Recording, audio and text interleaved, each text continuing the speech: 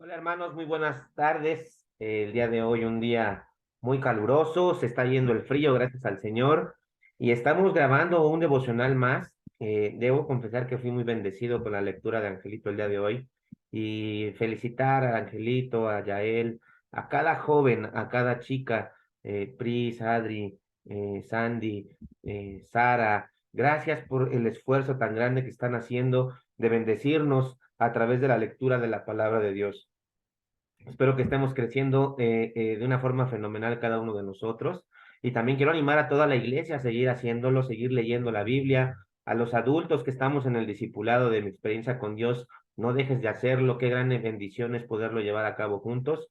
Y bueno, hoy vamos a hablar tres capítulos interesantísimos. Se pone bueno el tema del pueblo de Israel. Este libro me encanta mucho por esto. Sí, vienen muchos censos a lo largo del libro y algunas especificaciones de la ley, pero se pone bueno. Capítulo 11 nos hablan de varios eventos, el incendio de Taberá. ¿Por qué se da este incendio? ¿Qué quiere decir Taberá? Y me encantó la parte cuando ya, Ángel lo lee, porque yo me imagino a estas personas ahí. Fíjense lo que dice la escritura en los primeros tres versículos del capítulo 11. Aconteció que el pueblo se quejó a oídos de Jehová y lo oyó Jehová y ardió su ira y se encendió en ellos fuego de Jehová y consumió uno de los extremos del campamento. Entonces el pueblo clamó a Moisés y Moisés oró a Jehová y el fuego se extinguió y llamó a aquel lugar Taberá porque el fuego de Jehová se encendió en ellos. ¿Y qué fue la queja del pueblo de Israel? Estaban hartos de comer maná, no querían más el maná, se hartaron y querían volver todo lo que ya habían pasado. La mañana hablaba con mi esposa Olivia y ella me decía, increíble cómo tanto que habían recorrido y quieren volver atrás. Bueno, el pueblo de Israel se revela otra vez más en contra del Señor. Vemos cómo el pueblo desea la carne a partir del capítulo 4 y aborrece el maná. Ay, en Egipto comíamos y todo lo que ellos decían. Vemos cómo Moisés, también harto del pueblo, se queja de su cargo delante de Dios. Y esto nos deja varias enseñanzas. Podemos cansarnos del servicio al Señor cuando escuchamos más a la gente, cuando escuchamos más a las circunstancias y escuchamos menos a nuestro Señor. También sucede que hay un nombramiento de ancianos, de líderes del pueblo de Israel, para que puedan ser llenos del espíritu que tenía Moisés, el Espíritu Santo, y puedan ayudar a guiar al pueblo, y la carga de Moisés sea más liviana. Y vemos también cómo el Espíritu de Dios posa sobre de ellos, y un acto interesante, este Josué se pone celoso. ¿Cómo es posible que estén profetizando dos ancianos que no fueron a la reunión y el Espíritu les fue dado? Y Moisés le dice a Josué, oye, no tengas celos de mí. Ojalá y todo el pueblo pudiera tener el Espíritu de Dios.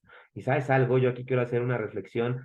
Tú y yo tenemos el Espíritu Santo y tenemos lo que necesitamos para asumir una parte en el liderazgo, para asumir parte importante en el servicio al Señor. Y vemos cómo este capítulo culmina con el envío de las codornices ante la incredulidad de Moisés. Y él decía, pero ¿cómo va a ser posible que este pueblo se vomite de tanto comer carne durante un mes y somos más de 600,000 y vemos cómo el Señor obra y cumple su palabra? Déjame decirte algo. La queja es el pecado que el pueblo manifiesta en este capítulo 11. Y veamos la pecaminosidad del pecado que se aprovecha de cada una de las personas al provocar a ira al Señor, al tentar quejarse de que lo que nos está pasando en este momento no era lo que yo vivía antes, que fue lo que el pueblo de Israel hizo. La debilidad en todo esto, en no poder permanecer en la palabra, no estudiar, escudriñar la palabra, va a evidenciar nuestro pecado. El pecado nos va a controlar y nos va a ser muy difícil vencerlo. El pueblo de Israel se quejó. Los que tienen un espíritu disconforme en su día a día siempre hallarán algo por lo cual pelear o afanarse. El pueblo de Israel no estaba satisfecho porque no estaba llenando todo lo que necesitaba en su ser de la presencia del Señor. Aunque las circunstancias de su situación exterior nunca hayan sido favorables, el Señor siempre estuvo con ellos y estaba moldeando sus corazones y les daba el maná del cielo, un tipo del pan de vida que es Cristo para nosotros, y para ellos no era suficiente. Hoy en día para nosotros tal vez no llega a ser suficiente la persona y la obra de Jesús y pasamos nuestras vidas quejándonos, pero que nos sirva de ejemplo lo que le pasó al pueblo de Israel para volvernos al Señor. ¿Sabes? Algo que me fascina al leer esta parte de la escritura es ver el carácter manso de Moisés. Moisés intercediendo por el pueblo delante de Dios y la escritura nos dice, el Señor lo escuchó. Dios conoce las quejas de cada uno de nosotros y las murmuraciones también secretas que hay en nuestros corazones, que aunque estén ocultas a los hombres, están expuestas delante de Dios. Lo que Dios vio en cuanto a esa murmuración le desagradó tanto que por ello los castigó. El fuego de la ira de Dios contra ellos ardió desde lo profundo de sus mentes. Y hoy en día arde a nosotros desde esa profundidad también. Cuando tú y yo estamos en rebelión delante del Señor, en rebelión a su ley. ¿Cómo puede ser esta rebelión? Déjame explicártela. No necesariamente tenemos que estar cometiendo pecados atroces. Podemos estar en rebelión a Dios desde el punto en que no quiero orar, no quiero leer la escritura. ¿Para qué? Eso no es lo que a mí me enseñaron. No pueden ser muchas cosas. Desde las más sencillas. Y en lo más profundo de nuestro ser, el Señor puede estarnos animando a buscarle. Pareciera que Dios no se complace en castigar, pero ¿sabes algo? Cuando es necesaria la disciplina en los hijos de Dios, Él la va a aplicar. Qué interesante esto. Pero voy a dejarte que tú sigas leyendo la escritura y durante este capítulo 11 puedas escuchar más acerca de la voz de Dios. Me quise centrar en esto. Ahora, pasando al capítulo 12, voy a tomar algo que puede llevarnos a la reflexión profunda. Tal vez nosotros seamos tentados a juzgar, a murmurar a aquellas personas que Dios ha puesto en autoridad. Incluso dentro del liderazgo tenemos la tendencia a hacer comparaciones. Es que él lo hace mejor que el otro. Vean, hermanos, tengamos mucho cuidado. Y aquí el Señor nos da en este capítulo 12 el ejemplo de dos personas muy cercanas a Moisés que murmuraron contra él. Una de ellas fue Aarón, que después de Moisés, Aarón era la persona de más importancia en el liderazgo. Y la otra persona fue su hermana Miriam. Que si nos ponemos muy listos, nos damos cuenta que ambos eran sus hermanos. Sintieron celos de Moisés, del liderazgo de Moisés, y murmuraron en contra de él. Y tú y yo podemos ser tentados a hacerlo en la misma forma, cuando Dios nos manda a orar por nuestras autoridades. Y no porque estén encima de nosotros, sino porque Dios les ha dado una porción de gracia delante de las personas y las ha escogido, las ha llamado a servir a su pueblo. Qué importante es apoyar al pastor, importante es apoyar a aquellos que están en gracia delante del Señor para servir a su pueblo. Hubo un castigo, hubo una llamada de atención y Moisés una vez más muestra el carácter afable que él tenía e intercede por sus hermanos. A María el castigo fue evidente y fue muy duro, la llenaron de lepra. El Señor la castigó con lepra y tuvo que permanecer fuera del campamento durante 7 días. Pero vemos también una actitud de arrepentimiento tanto en Aarón como en su hermana. María se puso leprosa, la presencia de Dios no estuvo con ella por 7 días y fue expulsada del campamento. Y seguramente esos 7 días fueron de mucha reflexión y de mucha tensión para ella, de vergüenza incluso, pero también fue una señal que Dios utilizó para que el pueblo viese que al Señor le desagrada esa murmuración. Debemos conformarnos tú y yo con la oración que el Señor hizo delante del Padre por nosotros cuando lo estaban crucificando. El Señor decía, perdónalos, no saben lo que hacen. Y yo puedo pensar, no, esa no fue hecha para mí, fue para los que lo crucificaron, pero tiene aplicación para mi vida, porque cuando estoy pecando, Cristo ya oró por mí, diciéndole a su Padre, a nuestro Padre Celestial, perdona a Edwin, porque no sabe lo que hace.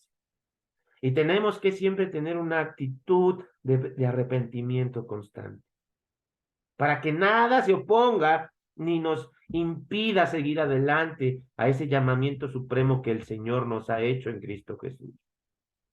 Y vemos finalmente en el capítulo 13 algo que va a marcar a esta generación.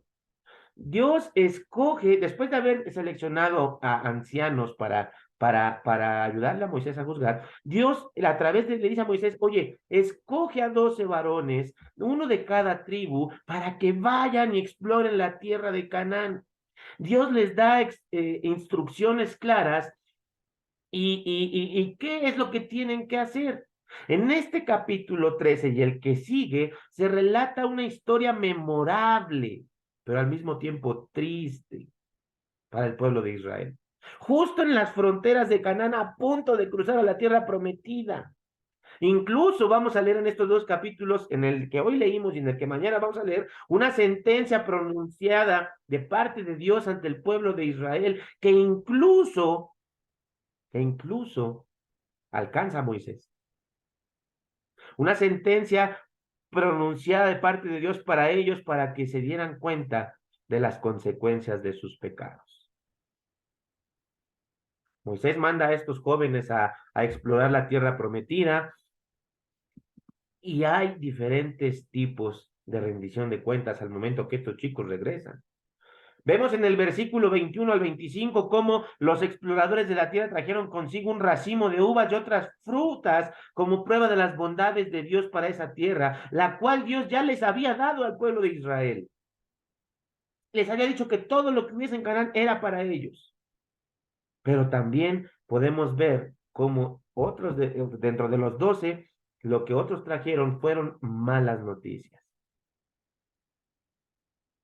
Podemos preguntarnos muchas cosas. ¿Por qué el pueblo esperó 40 días el retorno de sus espías? Cuando estaban listos para ingresar a Canaán, con todas las garantías del éxito que podían recibir de parte de Dios y de todos los milagros que los habían acompañado durante todo este tiempo, ¿por qué esperaron a que los espías regresaran? ¿Sabes cuál es la respuesta? Desconfiaron del poder de Dios. Y hoy en día nos pasa a nosotros mucho esto. Estamos esperando el tiempo de Dios en una manera muy mística y muy espiritual, y hago comillas. No, cuando el tiempo de Dios venga voy a hacer las cosas y nos estamos perdiendo la bendición de Dios. Dios nos pide que movamos nuestras vidas en fe, creyendo que Dios nos está bendiciendo o ya nos bendijo con aquello que le pedimos. Y muchas veces estamos posponiendo la obra de Dios esperando que llegue ese mensajero, esa señal de parte de Dios para hacer las cosas. Y no me malinterpreten, no estoy diciendo que seamos intempestivos y no sepamos esperar al Señor, no. Pero cuando Dios ya nos ha prometido algo, Él está pidiendo de nosotros que le creamos en aquello que nos ha prometido. No pospongamos para mañana el alma que podemos ganar para Cristo hoy. Y tal vez esa alma se va a ganar a través de nuestras acciones, a través de nuestra manifestación del amor de Dios para con ellos. De 2 espías, 10 trajeron malas noticias. Y el pueblo completo, más de 600,000, entraron en pavor y en temor y dijeron, no, nos van a matar. Y estoy añadiéndole mucho énfasis, pero 2 varones, Josué y Caleb, dijeron, podemos entrar. Dios nos va a dar la victoria.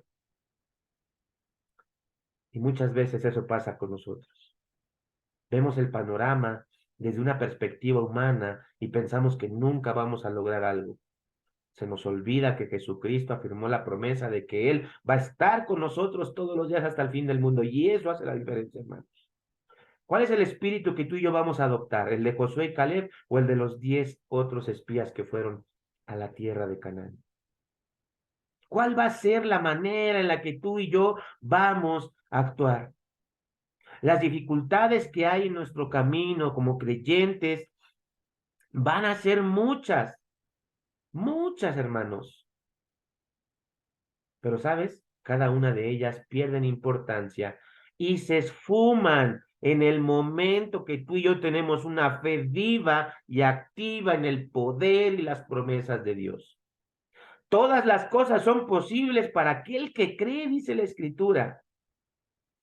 Y si el Señor ya nos ha bendecido, ya nos ha dado promesas de que Él va a estar con nosotros, no debemos temer aquello a lo que el Señor nos ha mandado.